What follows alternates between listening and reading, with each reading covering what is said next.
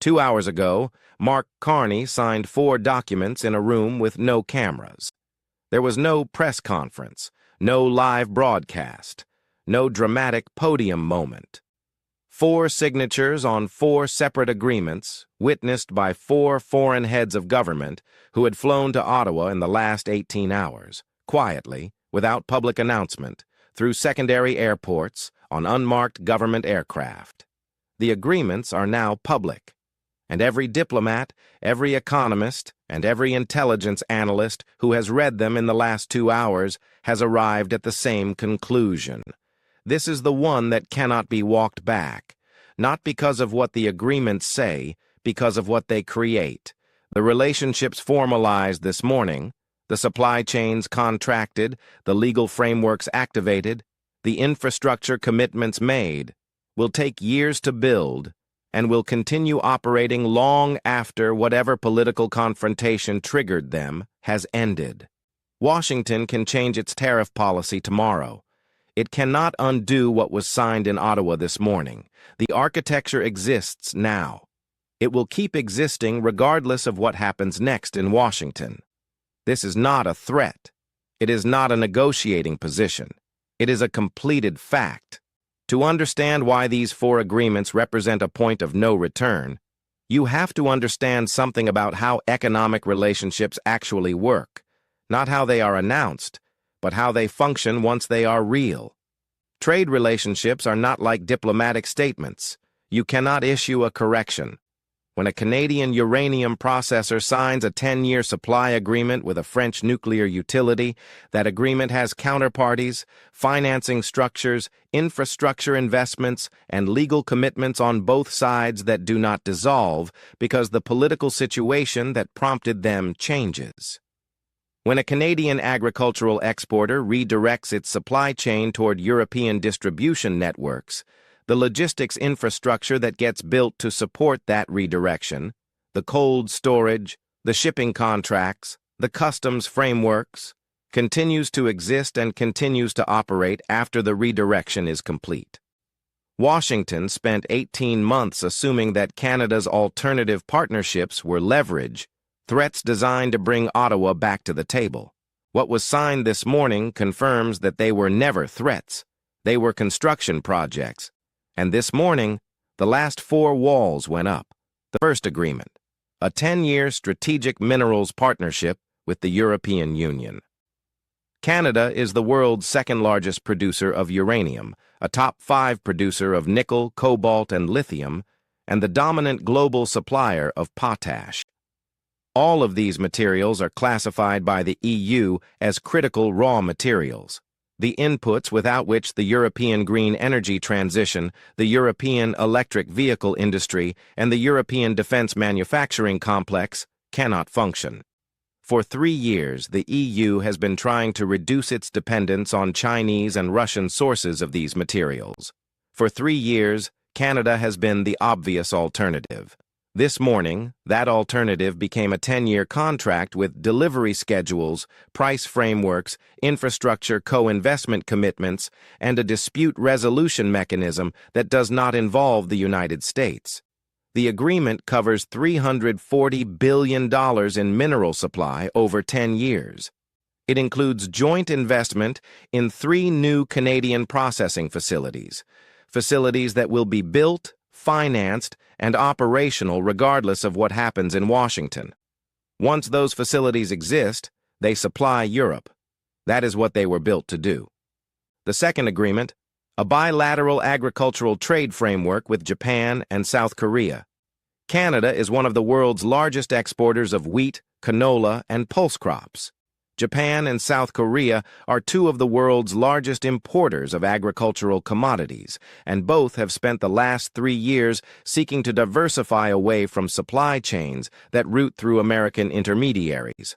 The framework signed this morning establishes direct Canadian-Japanese and Canadian-Korean agricultural supply relationships with dedicated shipping capacity, phytosanitary agreements, and preferential tariff structures that bypass American commodity markets entirely.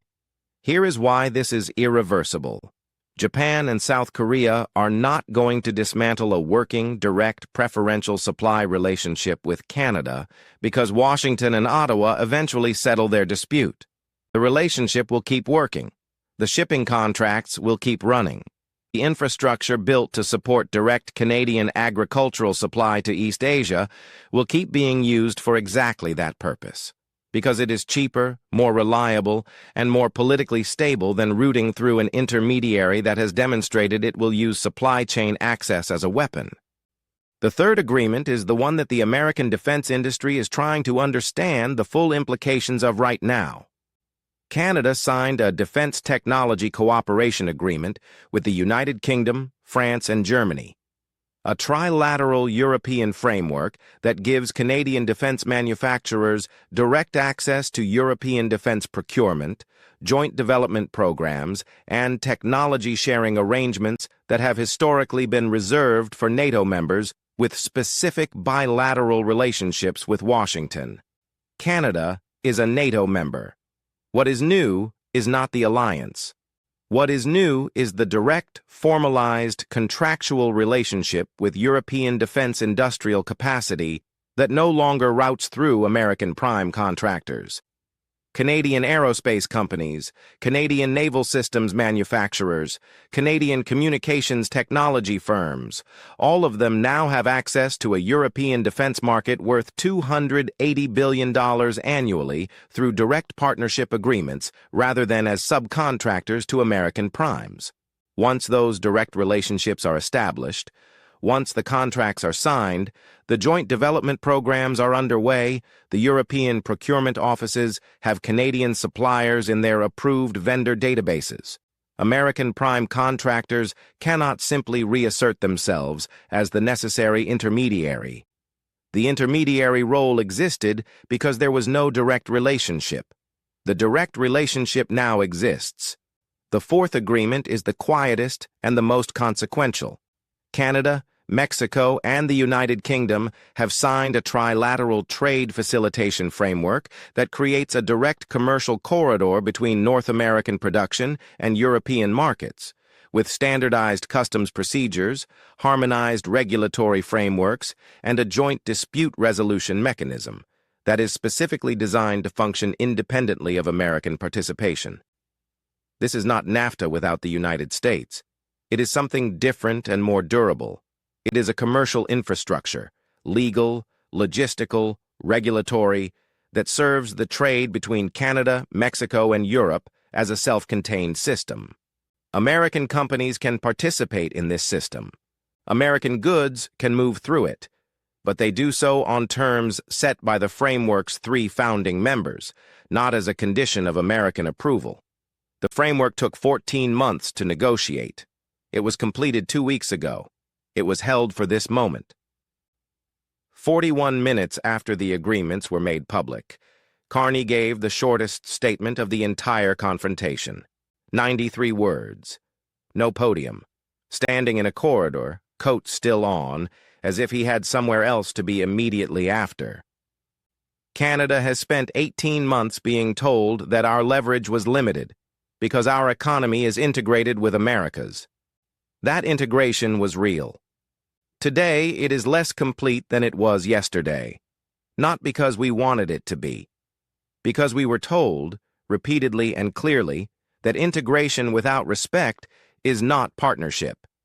It is dependency. Canada has chosen this morning to be less dependent. That choice is now structural. It will remain structural. He walked away before the follow-up questions started. The reaction from Washington arrived in stages, and each stage revealed a different layer of the miscalculation. The first stage, within 30 minutes, was dismissal.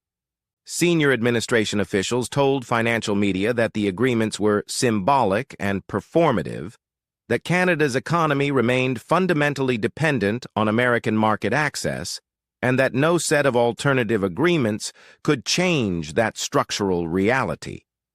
This response was prepared in advance. It was the response that had been prepared for every previous Canadian move. It was delivered with the same confidence. The second stage, within 90 minutes, was silence. The dismissal statement stopped. The officials who had been available for background briefings were suddenly unavailable. Something had been read more carefully, and whoever read it more carefully had stopped talking. What they read more carefully was the annex to the first agreement. The EU-Canada Strategic Minerals Partnership includes a most favored nation clause that automatically extends the partnership's preferential terms to any country that the EU designates as a strategic partner in critical minerals, a designation that currently applies to 12 countries. It does not apply to the United States. The annex specifies that American access to the preferential framework requires separate bilateral negotiation with the EU under terms that the EU, not Washington, will set. For 3 years, the United States has been trying to negotiate its own critical minerals agreement with the EU. For 3 years, those negotiations have stalled on questions of American tariff policy, American regulatory alignment, and American willingness to commit to the kind of long-term supply security the EU requires. Canada just signed the agreement the United States couldn't, and Canada's agreement includes a clause that makes the terms of American access contingent on EU approval. The third stage arrived from an unexpected direction. American companies, not the government, the companies, began calling Ottawa directly, not through trade associations, not through government relations teams, directly. Canadian officials confirmed this. The companies calling were not small. They were manufacturers, processors, and technology firms that had spent years treating Canadian supply relationships as interchangeable with American domestic supply. Because they functioned that way, because they were integrated, because the border had effectively not existed for commercial purposes for 40 years. This morning, those companies are looking at the new EU-Canada Minerals Framework, the Japan-Korea Agricultural Agreements, the European Defense Partnerships, and the Trilateral Trade Corridor, and they are calculating something that their government apparently did not calculate before signing the first executive order 18 months ago. At what point does Canadian supply capacity get fully contracted to other buyers? At what point does the integration that made the American economy efficient become unavailable because the integrated partner has signed 10-year agreements with someone else? That point was theoretical 18 months ago. This morning it became a date on a contract. There is a concept in strategic analysis called the culminating point, the moment in a campaign when the advancing force has extended itself beyond the point where it can achieve its original objective, and further advance makes the position worse rather than better. Military theorists use it to describe the moment Napoleon's army became overextended in Russia. Economists use it to describe the moment a leverage campaign produces more resistance than compliance. Washington passed its culminating point sometime in the last 18 months. The precise moment is debatable. What is not debatable is that the campaign designed to bring Canada to the table has instead produced, this morning, 4 signed agreements that restructure Canadian trade relationships with Europe, Japan, South Korea, and Mexico in ways that will operate independently of whatever Washington decides to do next.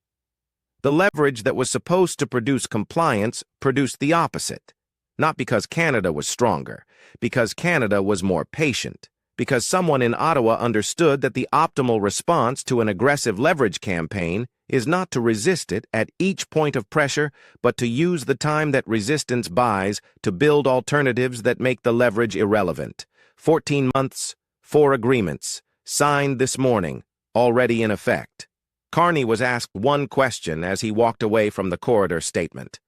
A reporter called after him, "Is there anything Washington can do to reverse this?" He did not stop walking. He answered over his shoulder, "Build a relationship worth choosing.